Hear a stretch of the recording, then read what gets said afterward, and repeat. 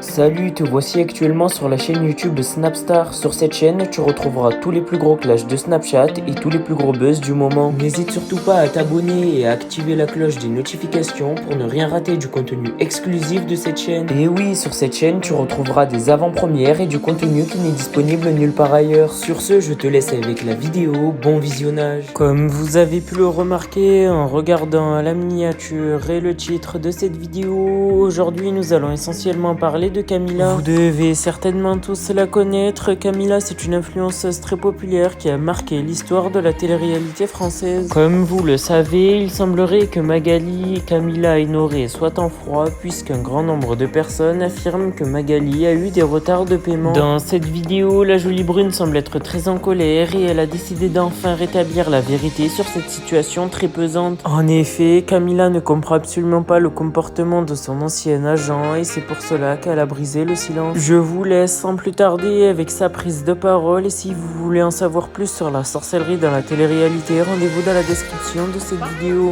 Tous les problèmes là que je vous ai énumérés, ça continuait en fait. Ça continuait et j'avais toujours certaines déceptions, j'avais toujours certains regrets, certains problèmes en cours qui se rajoutaient. Je me suis dit mais quand est-ce que ça va se terminer réellement?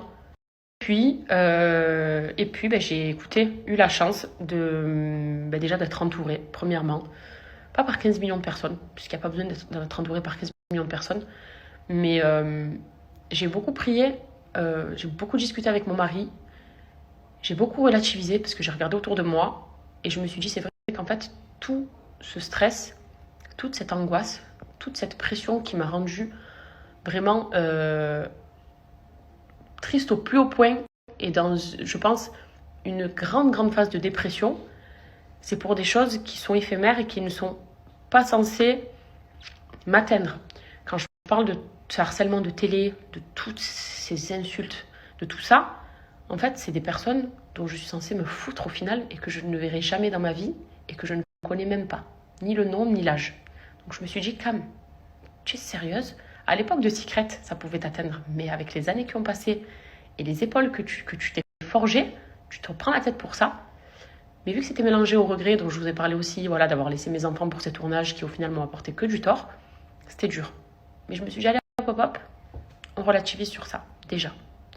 Ensuite, je me suis dit, la maison, c'est que c'était pas notre mektoub, c'était pas notre destin. Vous voyez, je me suis dit, c'est peut-être le bon Dieu qui s'est dit, écoute, je vous réserve mieux que ça, c'est pas celle-là, même si c'était la maison de vos rêves. Croyez-moi, je vous enlève un mal pour un bien. Donc j'ai relativisé comme ça aussi. Ensuite, tout ce qui est lié à l'aspect financier, je me suis dit, patience Cam. Pour tout ce qui est de l'aspect financier, sois patiente. Tu manges, tu as un toit où dormir, tes enfants mangent.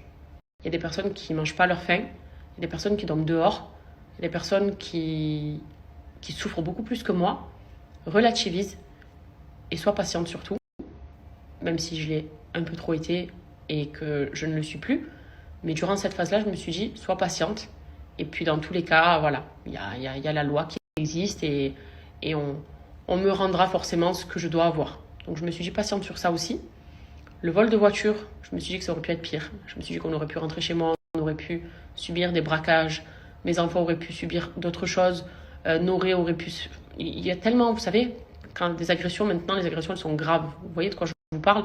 Donc je me suis dit en vrai, on a peut-être évité le pire. Et cette voiture, peut-être que aussi elle ne nous était pas destinée. Peut-être qu'on aurait fait un accident avec. Peut-être qu'il y aurait eu un problème avec cette voiture. Mais tant mieux, c'est encore une fois le bon Dieu qui nous l'a enlevé. Donc chasse ça de ta tête. Et sois heureuse. Tu as tout pour être heureuse. Donc arrête de te morfondre sur des choses qui sont éphémères. Et c'est tellement dur en fait de se le faire rentrer dans la tête. Je vous promets. Là, j'en parle parce que je suis sortie de tout ça. Et que donc je peux en parler de façon avec beaucoup de recul, mais dans une réelle dépression, tu vois pas le truc comme ça. Tu te dis pas qu'en un claquement de doigts, en fait, tu peux ouvrir les yeux et te dire si ça va mieux. Non. Pour moi, je broyais du noir. Pour moi, il n'y avait rien qui allait. Je savais pas comment j'allais m'en sortir. Je savais pas si j'allais avoir à nouveau de la chance. Je savais pas si j'allais pouvoir moi-même me pardonner des erreurs que j'ai pu faire et effacer ce chagrin et ces regrets que j'avais, parce que les regrets, comme on dit, il n'y a rien de pire dans la vie et j'avais de profonds regrets, vous voyez. Et quand tu déprimes vraiment et que je me sentais incomprise, alors que beaucoup me comprennent, je me sentais seule, alors que je ne suis pas seule, que je suis entourée, je me sentais vraiment triste. En fait, enfin, je ne pleurais pas, rassurez-vous, mais je vous jure que l'émotion, elle remonte parce que, en fait, il faut s'aimer soi-même. Et je me détestais pas du tout, hein, mais j'avais besoin d'être d'être le chiffon de moi-même. Alors que j'aurais dû prendre soin de moi et j'aurais dû ne pas laisser les choses durer autant de temps parce que ça a duré des mois en fait. Ça n'a pas duré 1 mois ou 2 mois, ça a duré vachement longtemps. Et j'avais peut-être pas le courage déjà de faire ces stories-là, jamais de la vie, mais j'avais pas le courage aussi de me poser, de dire je suis en dépression, il faut m'aider. Je l'ai fait tard. En fait, je l'ai fait, j'ai dit à Nora, écoute, il faut que je te parle.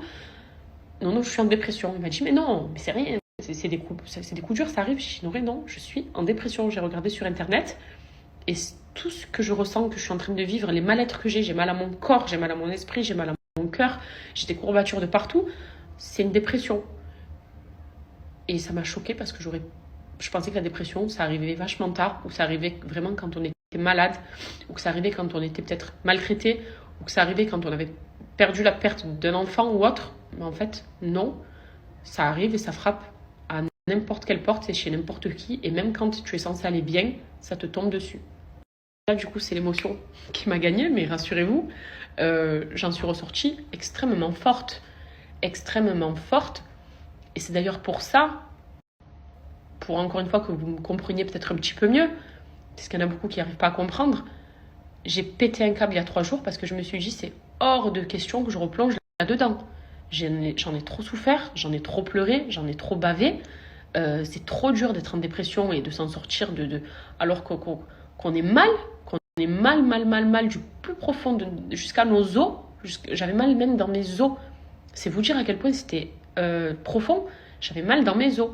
Et je m'en suis sortie parce que j'ai la chance d'être entourée et parce que je suis croyante et parce que surtout j'ai voulu relativiser et je me suis dit stop, tu peux pas, on n'a pas le droit de se plaindre. Et même si je me plaignais pas ouvertement, mais je me plaignais à moi-même, je m'en voulais à moi-même, je cogitais trop, je réfléchissais trop pour rien, je me privais de trop de choses, je gardais tout en moi, j'ai jamais su extérioriser les choses, alors que il suffit juste de tirer le rideau et de voir que c'est vraiment pour ça que j'ai craqué et je me suis dit je ne replongerai pas là-dedans.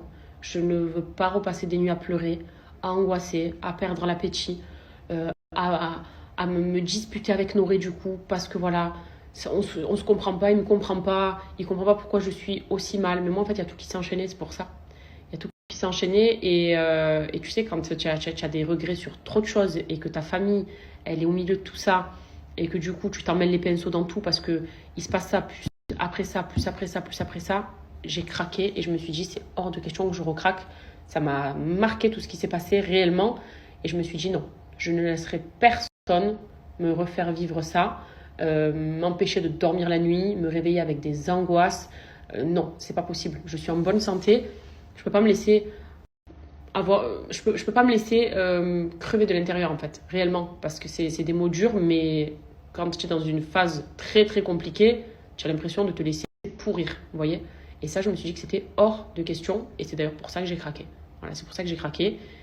Et que ça m'a mis une vraie claque. Parce que j'ai pris des décisions suite à ça. Que ma vie professionnelle, en tout cas, va changer du tout au tout. Que je compte renaître, en fait, de ce point de vue-là. D'un point de vue professionnel. Et changer totalement d'optique. Changer sur plein de choses. Parce que j'avais peut-être besoin, encore une fois, de cette dernière claque, de cette dernière avalanche d'angoisse pour me dire non, stop. Là, c'est la Cam qui s'est relevée. Là, c'est la vraie Cam qui, du coup, est prête et capable surtout à surmonter plein de choses parce qu'au final, je m'en sers comme une force de cette dépression. Ça m'a mise plus bas que terre, mais ça m'a montré que c'est pas du tout la vie que je voulais et que c'est pas dans ma nature.